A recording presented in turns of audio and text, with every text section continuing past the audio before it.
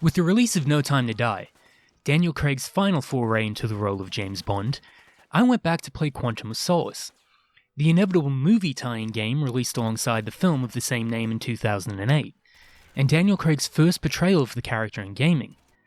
Made by Treyarch, a studio that now makes nothing but Call of Duty games, Quantum of Solace is not the worst game ever made, but objectively it is a terrible game. And worst of all, it's an awful James Bond game. It has so many underlying issues that make me think it was pushed out too fast. Poor pacing, weird gunplay, and honestly some pretty ugly environments. But its biggest issue is that it completely fails at making you feel like James Bond, which should be a prerequisite for a James Bond game. The story is, of course, a retelling of the events of the film of the same name, with Bond going after the secret organization known as Quantum, partially for their role in the death of his love Vesper Lynd, and eventually for their role in taking over a country for their natural resources.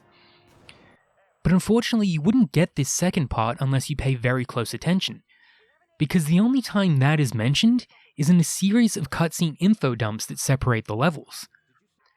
Obviously, all the levels in the game are based on scenes from the movie, but a few levels in, the game changes from focusing on the events of Quantum of Solace and goes back in time to tell the events of Casino Royale.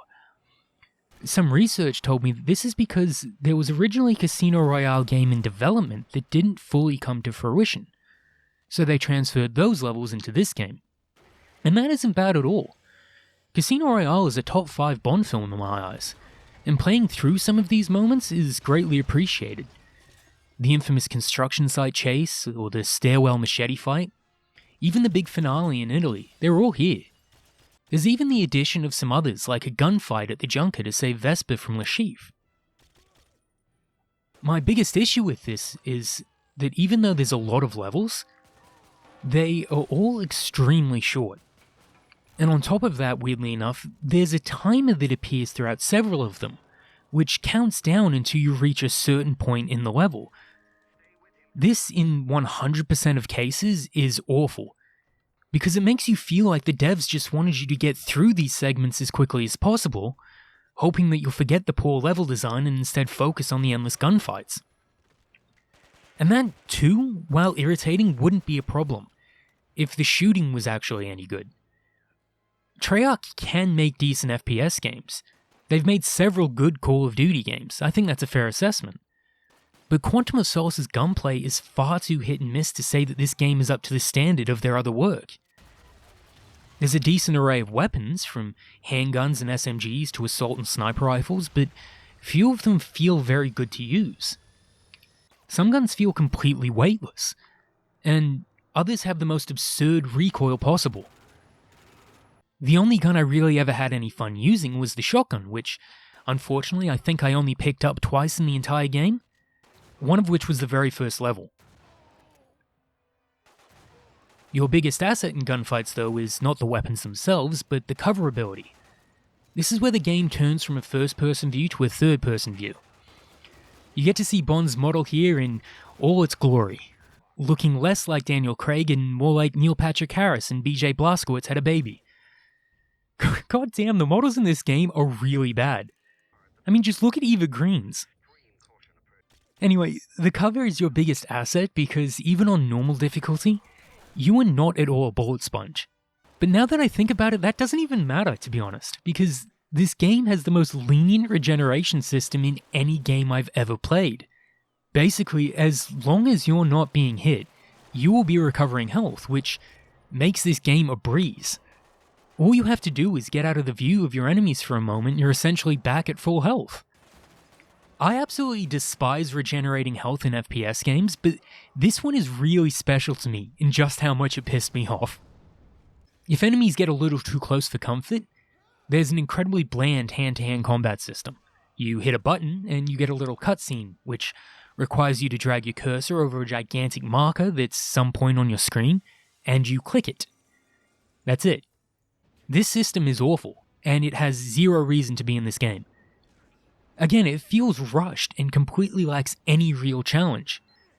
They never even change the size of the marker throughout the game to add some urgency and precision to it. It's dreadful. And making it worse is that early boss fights, if you dare to call them that, are entirely focused around this mechanic. Some of the most intense scenes from the movies are relegated to little more than cheap cutscenes thanks to this, and then they go about and dare call it a level. There's also a stealth mechanic, and I use that term loosely. Stealth sections in this game consist of seeing an enemy, walking up to them and doing your melee. Rinse and repeat. There's no learning of enemy movements, there's no using gadgets or distractions to disorient your enemies. These sections are just the briefest of respite between the endless gunfights that eat up the rest of the levels. I think there was one section in the whole game where stealth was actually needed. My least favorite element of the gameplay though, and the thing that completely ruins any chance of this ever being considered even a passable Bond game, is how little it makes you feel like Bond. The way prior games dealt with this was that they used either gadgets, which are out of the question because the serious tone of Craig's Bond films requires not using them, and Bond moves. These were awesome little things that you could do in other games that would harken back to the kind of things Bond would do in the movies.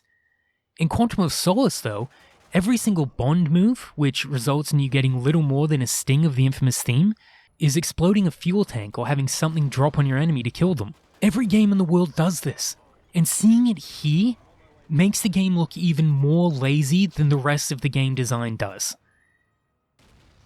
Finally, I want to talk about the presentation. Music is, again, hit or miss. We don't get the Jack White and Alicia Keys song Another Way to Die here, which, while it is not the best Bond song, is far superior than whatever they did get for the game. The in-game music that comes up during the action though is kinda good. It feels like it was ripped directly from the Craig-era Bond movies themselves, and manages to create a sense of tension during the set pieces that none of the gameplay ever could.